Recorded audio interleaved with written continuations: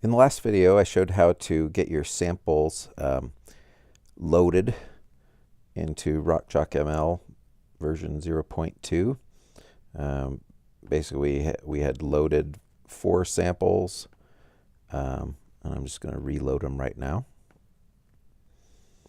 Okay, so we have the 4 samples again, and we can, we're on the optimization tab, and we can switch between the samples using this pattern number drop-down menu.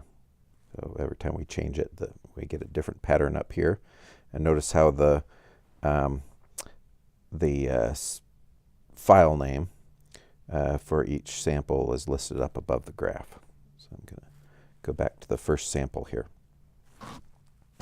Now the first thing to do is, when you have loaded your samples, is to check your alignment of the sample pattern with your internal standard.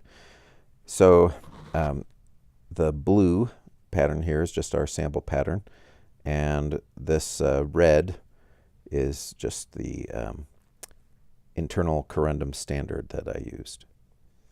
So you can see that these peaks here, here, here, here, they're all lined up really well.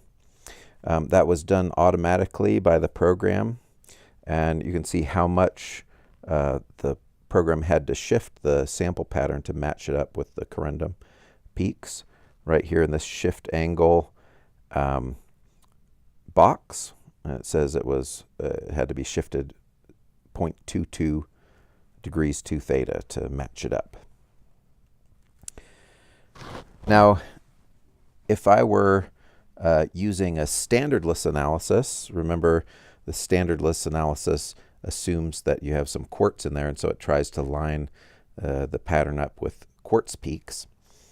But that's not going to work very well if you don't have any quartz in your sample. So what you can do in that case is, for instance, I could go over to the standards table and maybe choose something else that I know is in there,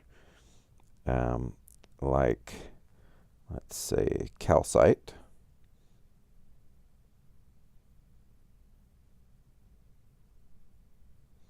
So I'm going to click on calcite, and now calcite shows up in this selected table here.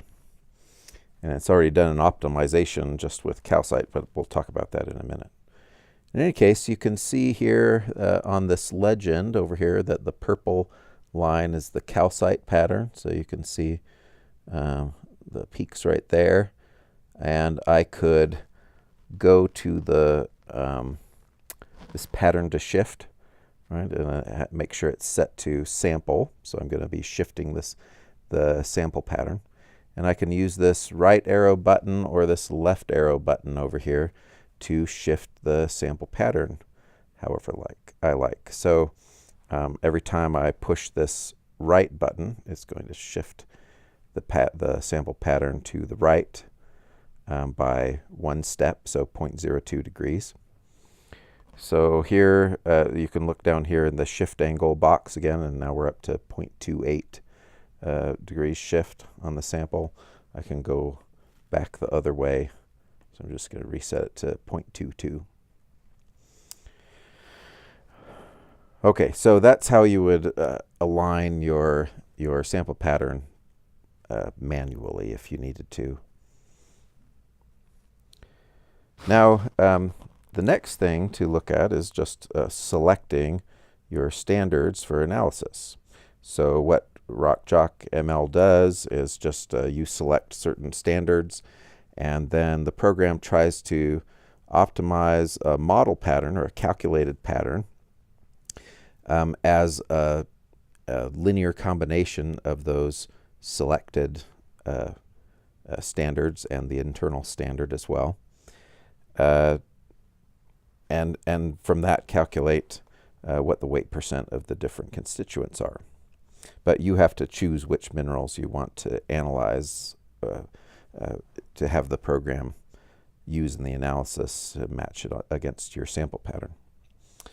Okay, so to select more standards, I could just go over here and maybe I might choose aragonite, because this lake sediment It had varying salinity over time. So it could have both calcite and aragonite in there. And anyway, it would probably have some quartz in it. So scroll down. It takes a little while for it to catch up when you scroll in this table if it has a lot of stuff in it. So I'll look for quartz here. I'm going to click on that. Notice when I click on something in the standards table to select it, it turns green, and that standard also shows up here in the selected table. Every time I change what's selected, the program reanalyzes the system. It reoptimizes the model, and it usually takes about 1 second to reoptimize and replot everything. So to deselect minerals, or the standards in here, they're not all minerals, I can do two things. One, I can go over here to the standards menu and find it, and see it's green, so it's selected. But if this quartz right here, I just barely clicked on it to select it, so the box where it says quartz is already selected here. So I have to click over to the side here to get it the box unselected. If I click it again, then it will deselect the mineral or the standard, so it's no longer over here in the selected table. I'm going to click on the quartz again to reselect it.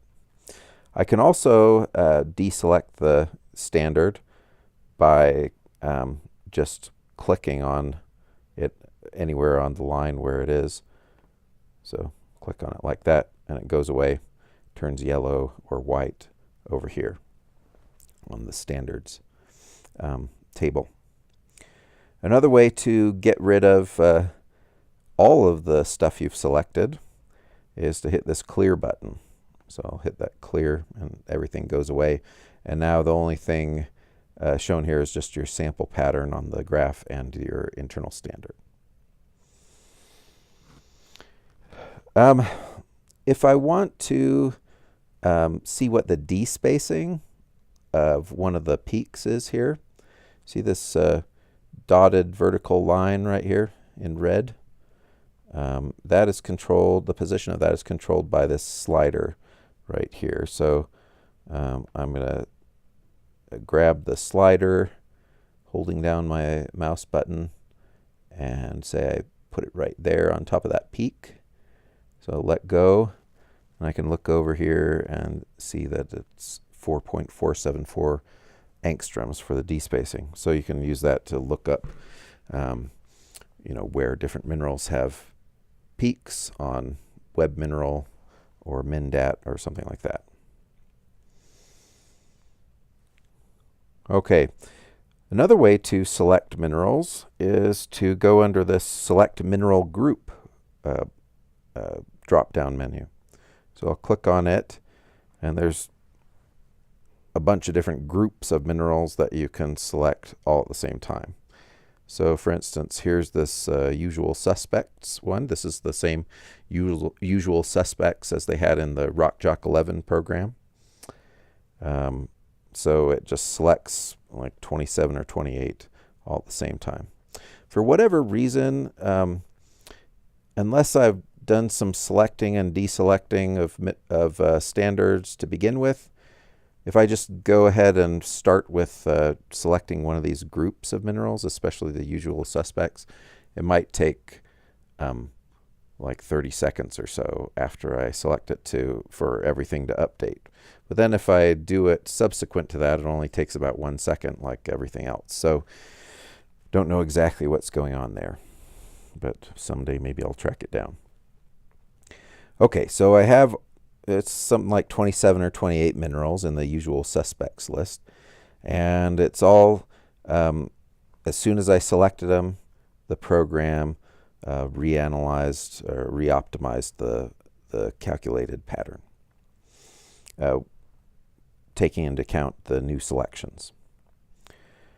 Okay, so first thing I'm going to do here, as I try and get a good model of this pattern, is one thing you can do is go and look through this list here, and anything like this hematite here, it's 0.24 raw weight percent. I'm going to just click on it and have it go away because that's just noise. There's no way to tell if that's really there. Let's see, pyrite I'm going to get rid of because it's analyzing. It says there's so little of it there. Magnetite I'll get rid of. Goethite.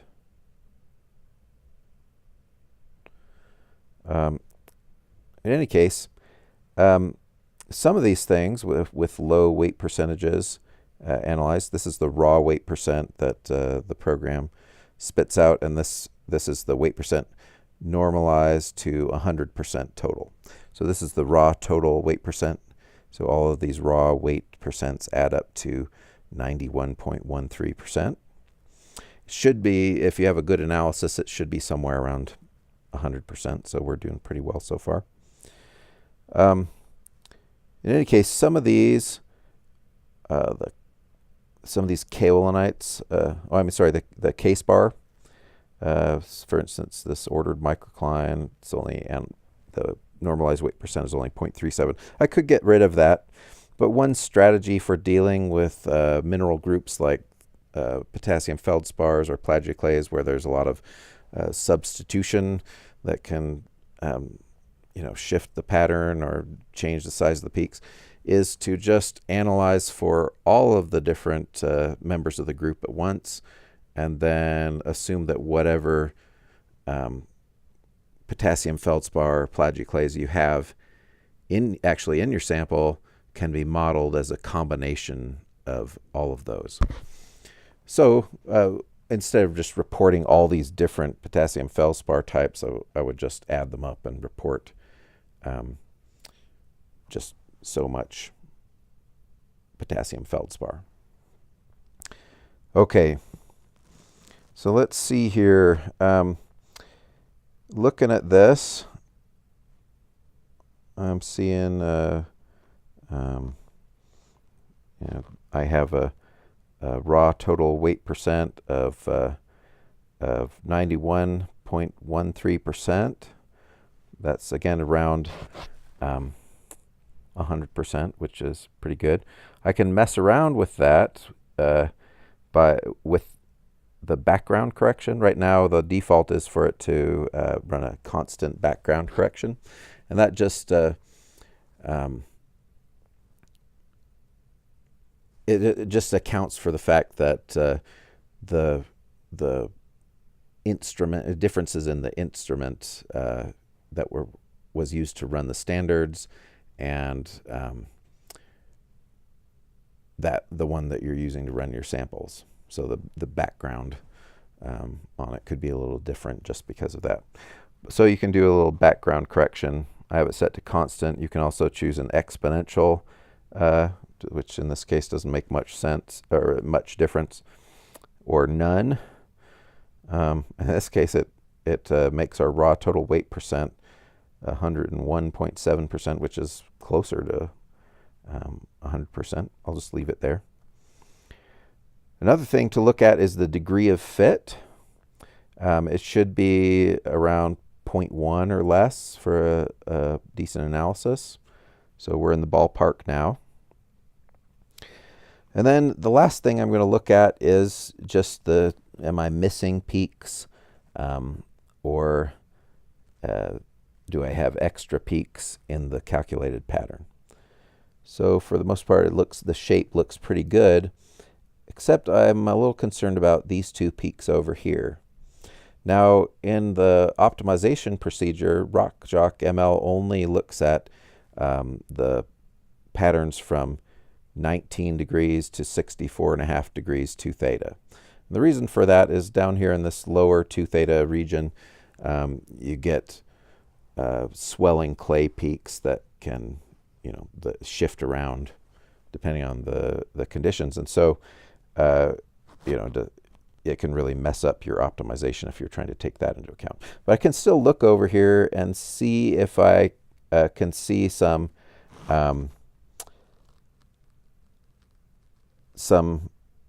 peaks like this that I don't think are swelling clay peaks, but I have some extra peaks here that aren't in my sample pattern. So there's extra peaks in the red that are not in the blue.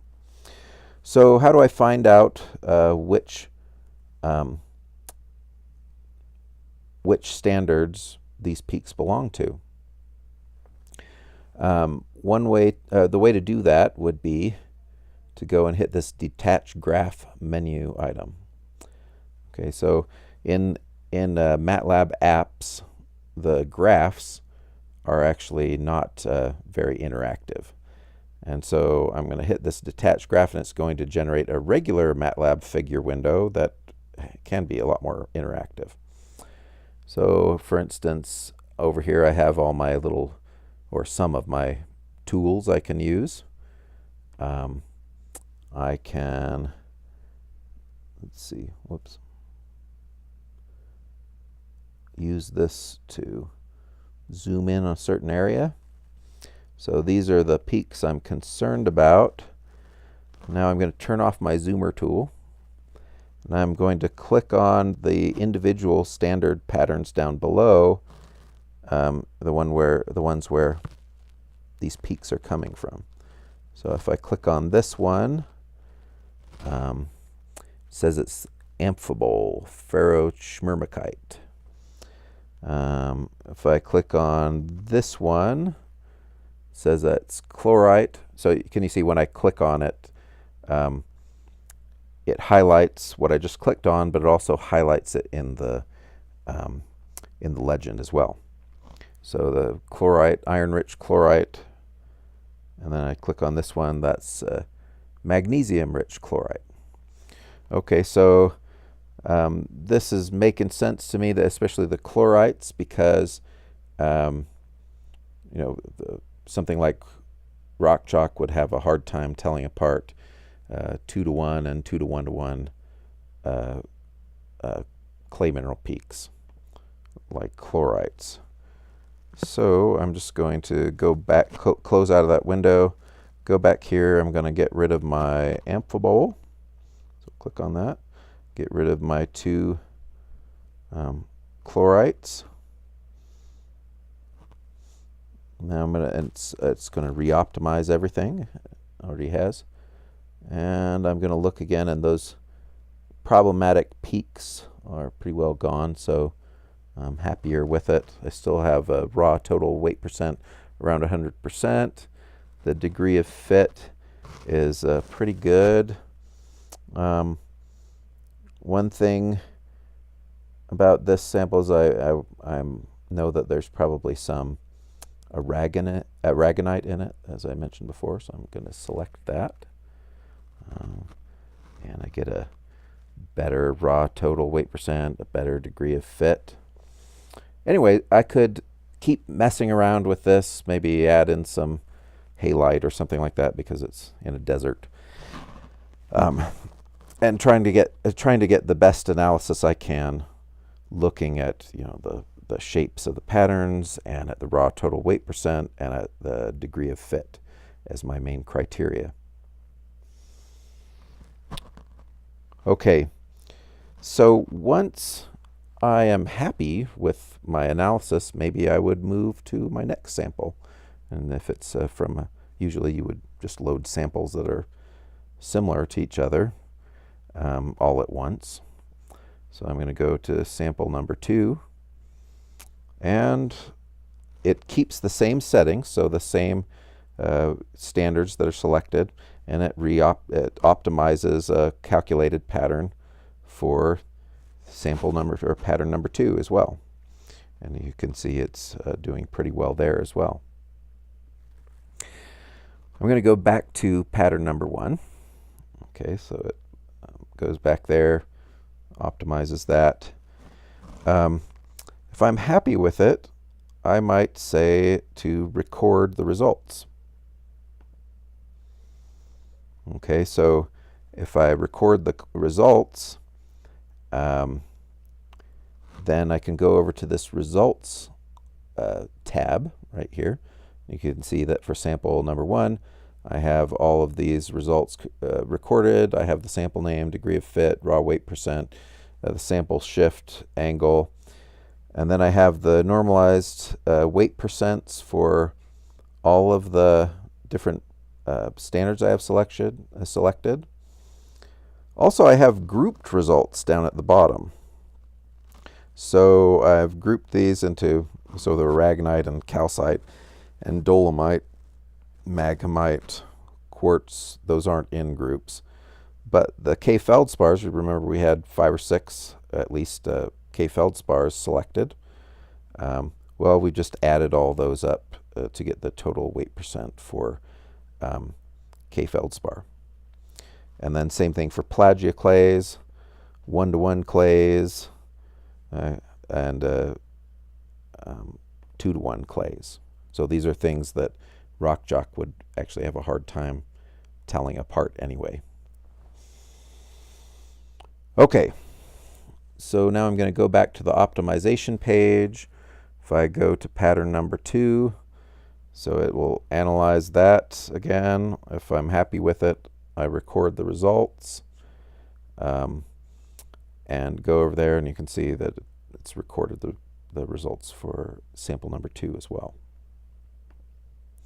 One thing I haven't mentioned so far is that if I'm not happy, so I already said that one way to deal with isomorphous substitution in minerals like feldspars is to model your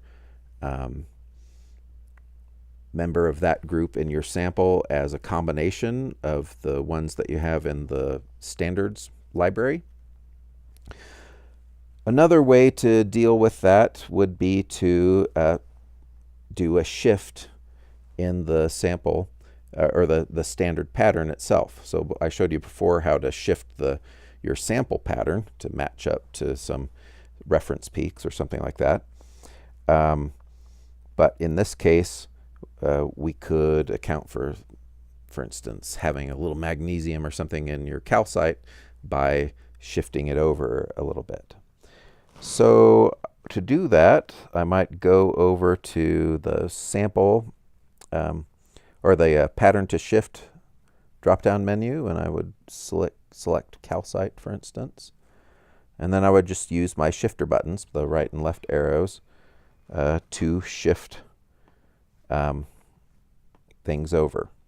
Okay, so you notice calcite on the selected menu, or I mean the selected table, is now colored blue to indicate that it's been shifted, and I have listed the shift value here. If I record the results, you can see that the shift value is recorded as well.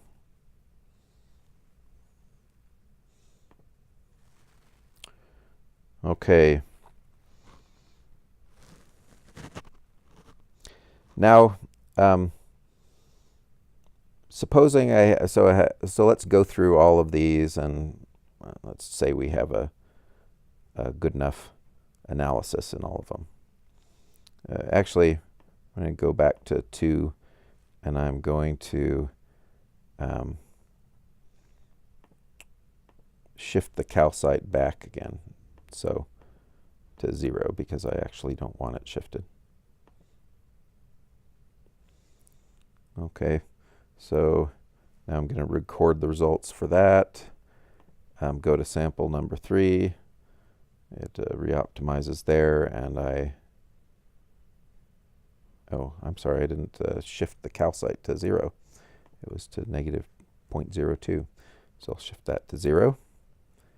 Okay, then I will record the results, go to sample number 3,